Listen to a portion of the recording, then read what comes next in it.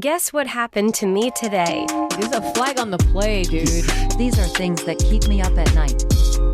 Being punched in the testicles? This is Jose. This is Ken. Does anyone know where we are right now? Happy Wednesday. Happy Wednesday, everyone. We'd like to get right into it. Kenny, Yes, dear. can a veteran ever really retire? Yeah, we've been a little bit on and off discussing this, and it's a difficult process. What prompted you to get into this heavy thinking of this? Well, about 5 years ago, I did retire, and when you retire from the military, you do a lot of things that are centric to military. You hang out with certain friends. You things that you're used to doing. There's very disciplined lifestyle. There, things don't change at home. It's like you're near the end of your career. You're at home 9 to 5 anyway. So you just kind of retire and do things like you do things. Mm-hmm.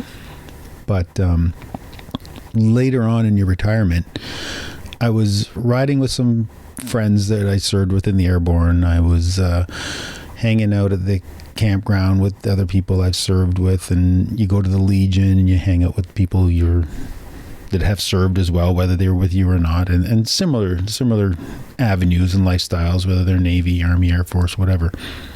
The difference with retiring as a veteran is you've got a lot of history, a lot of battle stuff going on in your head, and it's really hard to calm your mind down. So I was sitting in Wasaga Beach riding with a few guys, and we're sitting around and just joking, talking about, who you seeing for a therapist and who you seeing for a therapist. And I'm looking at all these guys and I'm like, what do you mean? You guys are all seeing therapists? And they're all talking to somebody professional, nice, helping them deal with some of the things that they've seen in the military. Now, not everybody has trauma, but everybody in the military has dealt with one thing or another that's different than other Canadians have, or other civilians have. Right. Whether it's, people that have never deployed over in a war zone, you were still preparing for the Cold War. So you were practicing fighting the Russians coming over, nuking the world, that type of thing, and nuclear, biological, chemical warfare, defense, that type of thing. Yeah. So you're in a different mindset than most civilians are. Yeah, you're not thinking about, taking the snow off my car in the morning. Yeah, or your day-to-day job and how bad could it be at Microsoft or that type of thing. So you do prepare yourself for a lot of really different things. So that baggage, I guess, that trauma that you see or you've felt carries on with you.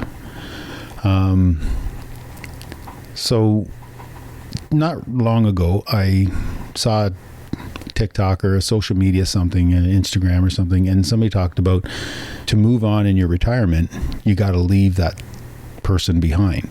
Right. And I wasn't doing that. I kept that person, and I was good at it. I was good at a lot of stuff I did, and I did that a lot. We're public servants, so we help the public. Now you're saying you're talking with. I just want to backtrack a little bit here, because you're talking with these guys and they're all going to therapy. Oh yeah. You decided to reach out and get some help, and you've gone through therapy. Now, does she help you with that? She definitely does, and she specializes in soldiers and PTSD and right, stuff like that. So. She helps you realize, she doesn't really bring up all your past. She brings up, how you feeling this week, and some things as simple as, driving into work, you smell, a deer was hit on the side of the road. Yeah. I know it's a bad one for you. And it's just the smell of blood has a certain smell to people, to me. When I was in Bosnia, that was when everything with the ethnic cleansing was finishing up. Yeah, without going into too much detail. Yeah, for sure. Yeah. So it's a trigger. That smell of blood is the smell of blood. Da, da, da. So it makes you think that for a minute you're traveling down the road in Bosnia instead of traveling down the road going to work. Yeah. Right. So it's these triggers that she really helps me get through and get past type of thing. So these guys, I'm glad I rode with them. I'm glad they're in my life still to this day. Yeah. They helped me get help. Right. They didn't help me. They were down the same path as I was going, and they were like, "Who you seeing?" I'm like, "I'm not seeing anybody." So Yeah.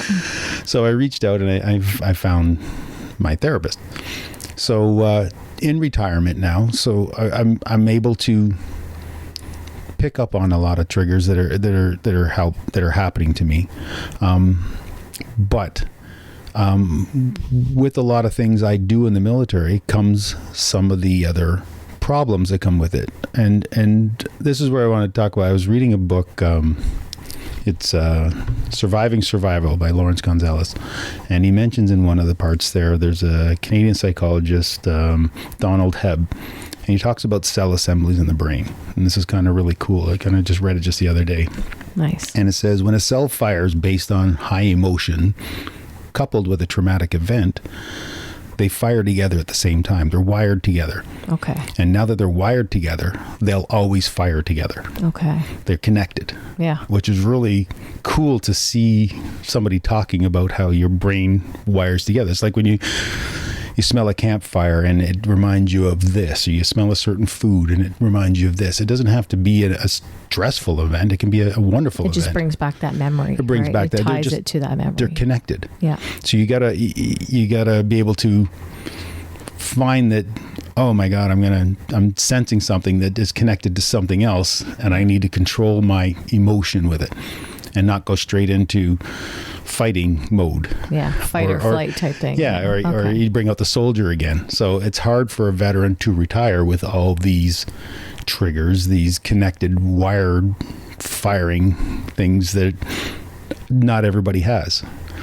So that's, at the beginning you start walking around with your knife hands and you're this and that, and you're very direct and you're prompt, and it's hard to retire.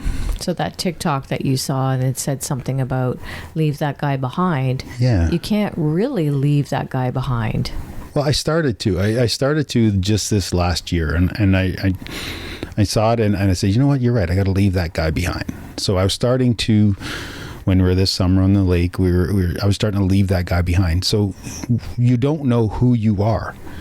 That's the coolest thing. It's terrifying, but it's the coolest thing. I've always known I wanted to be a soldier since I was 5 years old. Yeah. My dad brought me on a helicopter, and this is what I want to do the rest of my life. So after I was medically released from the military, I didn't know what to do.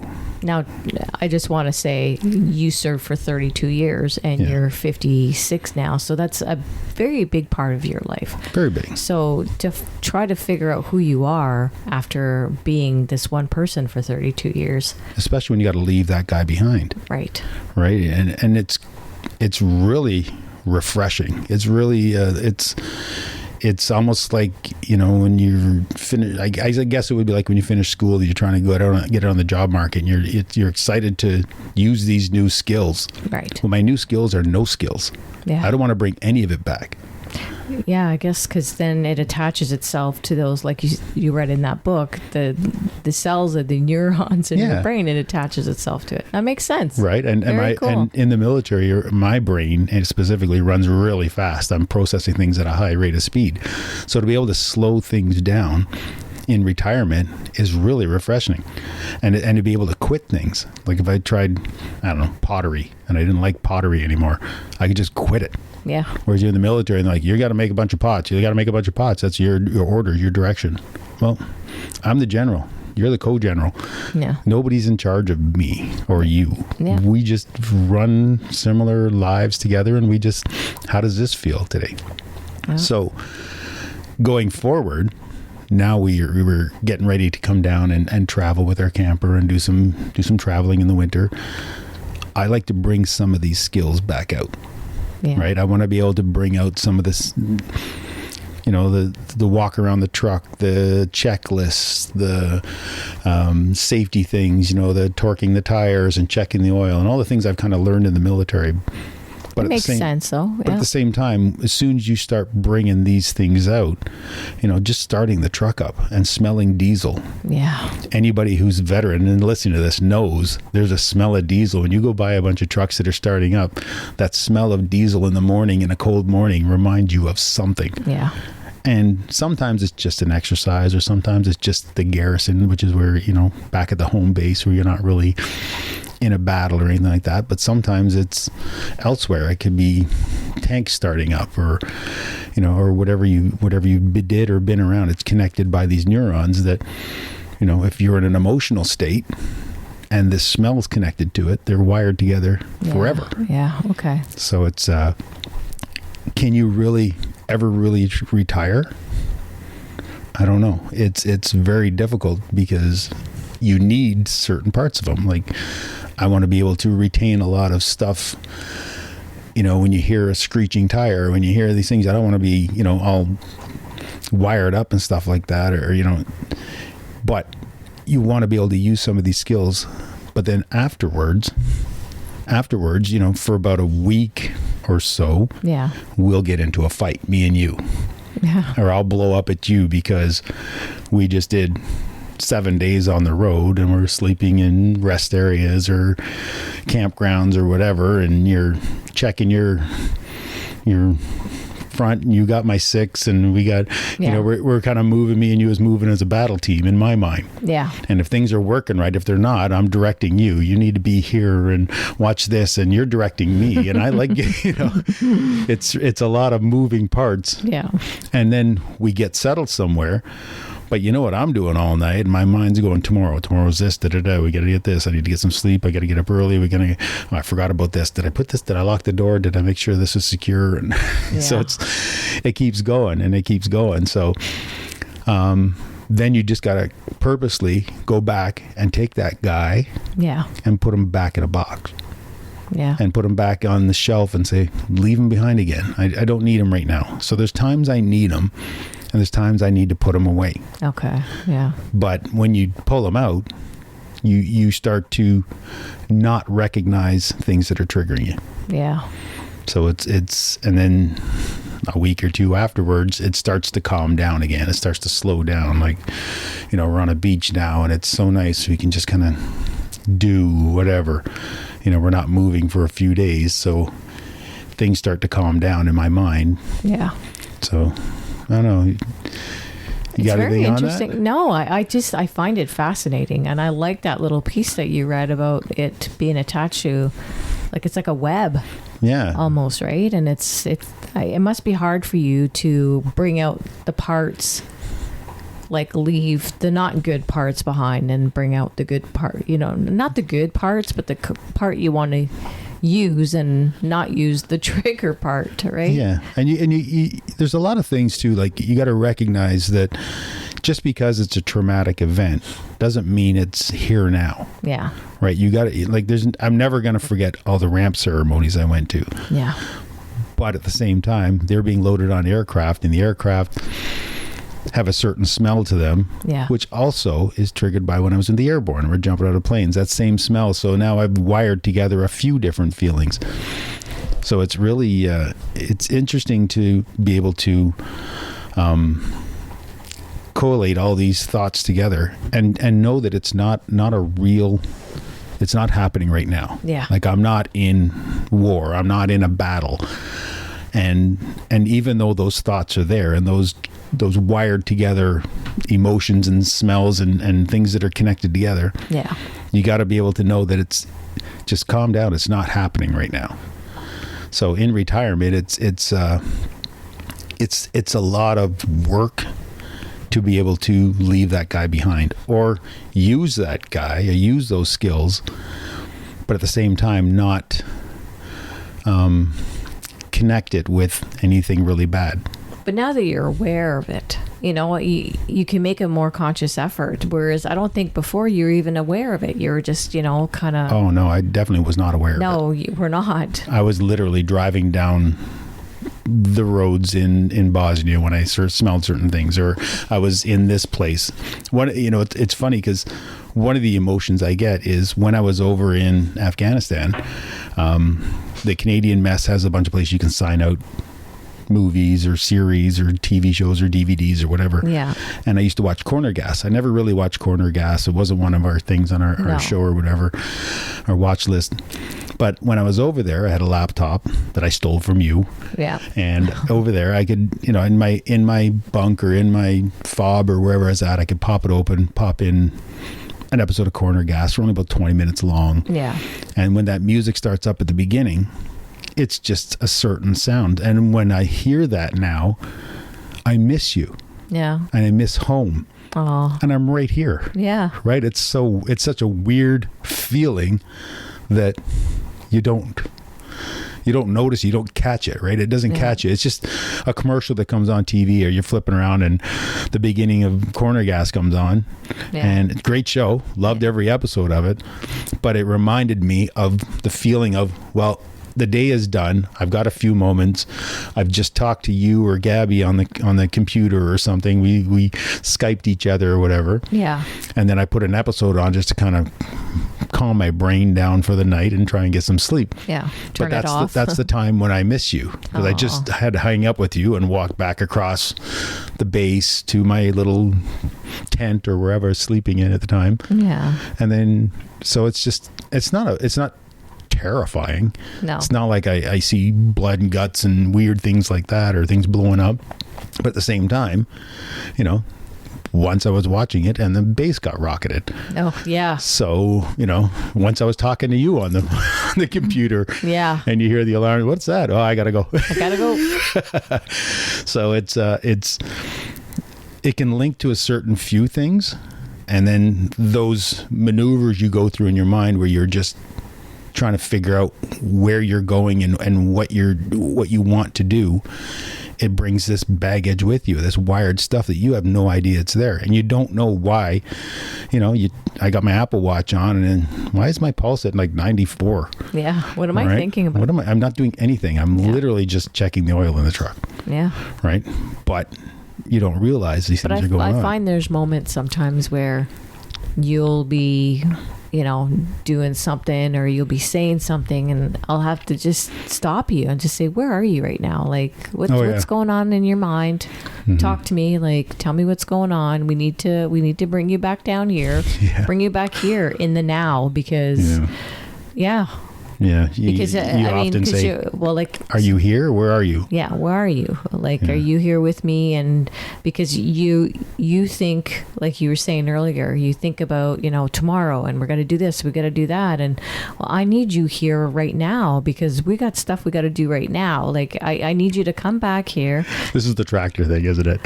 Oh, fuck. The tractor. I was off using a tractor and helping someone level a lot at the campground. God, at the campground, yeah. But we weren't leaving to go anywhere for a couple of hours. Well, you didn't, yeah. But, a couple hours means we're leaving a couple hours. It means an hour before we got to start loading up the truck and get everything ready. Get everything ready, yeah. I was over there and I was laser focused on this task at hand of leveling this and making sure it was all good. And you come over and like, where are you? You're not answering your phone. I'm like, I was just in a zone. Your head turned and you saw me at the top of the hill with my hands on my hips, and you knew you were in trouble. I literally snapped back to where I was. I was not there. No, you were. I was in this process in my head. Yeah. And it catches me off guard regularly. Oh, yeah. I think it's better now since I've, saw this thing at the beginning of the year, and I'm trying to leave this soldier behind, this guy behind. And, I'm proud of him. We're all proud of him. Yeah. And everybody says it all the time, you're great. I love serving with you and everything, but I got to leave that guy behind. Yeah. I know I still look like that guy, but I need to figure out how to retire. Yeah. Yeah, So. That's crazy. Like, it's very interesting. Very interesting. So now, do you preoccupy yourself by your interest? Like, what kind of interest you have? You know what I mean? Like, it's obviously your career reflects what you love doing. Yeah, but that was then. Yeah. Right? I mean, it depends. But you've kept some small parts of it. I mean, you were a diver for quite a few years you were Army, but you were diving. You were on the ship. You were during the first Gulf War. And I love to dive, but it's that is one of the good things. Yeah. So I associate being underwater with the beautiful calmness of, doesn't matter the task at hand. If I'm trying to search for mines or whatever, I knew exactly how calm it was. And Yeah. I could get into this Zen-like phase. And I mean, I'm diving. I only have so much air in my tank. I'm coming back up at some point. It's not like I can get lost in this zone of swimming and being underwater. Yeah. It's there's good things, but at the same time, I want to try new things. Yeah. I want to try new experiences. And as a veteran, I want to retire from all of it because it's exhausting. Yeah. And as you know, it's like I couldn't carry a rucksack as far as I used to in the military. Well, I can't mentally process things at the same length of time as I used to be able to in the military. It's exhausting. It's tiring. Yeah. And then I end up exhausted and tired, and I stay up late, and I get up early, and I go on 4 hours sleep. Like I know I can do it. I know you used to. Yeah. So it's a process of just kind of slowing things down, and like you said, trying things. And I'm going to try and pick up a guitar and learn how to play that. We play board games all the time, which is completely different. We never played backgammon. We bought a backgammon board, and we're trying to figure out how to play that. And Yeah. so, it's all these different things, and it's really fun. It's really fun learning new things. Like in the military, when we get moved base to base, we call it posted. Yeah. It's exciting because everything is new. Yeah. The job, you have no idea what you're going into. They just said, hey, you're going to Victoria, you're going to Petawawa, or you're going to North Bay. But you show up there and you're like, this is all new because you got either promoted and now you got to look at it from a different angle as a leader, instead of just a Absolutely. follower. Yeah. So it's all exciting. So use that kind of skill and move forward into retirement. Yeah. Does that make sense? Yeah. Absolutely. And create these new wires. And if these new wires connect off of a good thing Yeah. and connect a smell or a place, like, oh, we're down here in the salt water and it literally reminds us of the islands. Yeah. Well, that's those two wires that are now connected. Yeah. Yeah. So Absolutely. So you got to try and make some new memories. You're rewiring yourself, if you Yeah. will. Okay. yeah, so it's I like interesting. that. I'm in the That's process super. of retiring, and it's been 5 years now, and I'm just trying to figure this out. Well, I'm glad that you're not the type, that is not sitting in front of a TV watching the news all the time, because you have those people that retire and that's what they end up doing. They just don't know what to do with themselves. Or you get people that, some good friends of ours, they got some property and they can tinker around the property, and that's perfect for them and that's what they want to do. That's great. For us, we knew we wanted to travel, and that was part of your retirement plan, our retirement plan. So Yeah, I mean, they're trying new stuff. I mean, some people that just sit around and just watch a TV, they might be maybe a little terrified of getting these connections. Yeah. If I go out and I'm around people or I'm around the smell of diesel, it might bring me to this place. Yeah. So I just stay home and I watch TV. yeah. Or they watch the news and they just like, oh my God, We have friends that they can't even leave the house. Like they don't like to be around people. The people are the triggers. It's just it's rough. Like, well, it's rough. I mean, I don't know. I don't live it. I'm just I feel bad for them because, like, what do you do? Yeah, it's very hard. Yeah. But you can't just leave that person behind. And I mean, you did 32 years in some of these, a few of them, it's like they did 10 years, but in that 10 years, like, they've lived a lifetime. yeah. Yeah, It's survived a insane. lifetime. And They survived 4 lifetimes. Yeah. Yeah. So it's a lot, and legions and places like that are great. In retirement. VFWs are great places to go and just kind of talk to people and see how they're doing. Yeah. I mean, it was with those guys that got me to seek professional help, Yeah. therapy, to help process a lot of this stuff. So it's fun retiring. It can be fun. I mean, there's a lot of things you really got to watch out for that sneak up on you. Yeah. But, get some help. I call my therapist regularly and we get together and have meetings and how are things going? And I'm like, well, this one caught me off guard. Okay, well, this is what you can do to kind of work with that. I like it when I'll ask you, like, when's your next appointment with your doctor? And you're like, well, I don't know. I haven't booked anything. I'm like, yeah, you need to book something. You probably should. Yeah, you need to give her a call and you need to get in there. Yeah, for sure. Why? I'm fine. Fine? Well, You're not fine. yeah, I feel fine because I'm processing things at my usual rate. Yeah. But I can't go like that speed forever anymore. No. So, yeah. Cool. Yeah, so that's a basic, can a veteran really retire? I'm hoping so. It's been 5 years, but you're still working on it. Yeah, for sure. That's cool. Awesome. Well, thanks for listening to all this. All right. And yeah, have a great rest of your week. Yeah, stay tuned. We got another, we got a good one next week too. Excellent. And we're getting close to Christmas. So, all right. Woo-hoo. Thanks for listening, everyone. Send comments, like, share, post, and keep listening. Bye. Bye.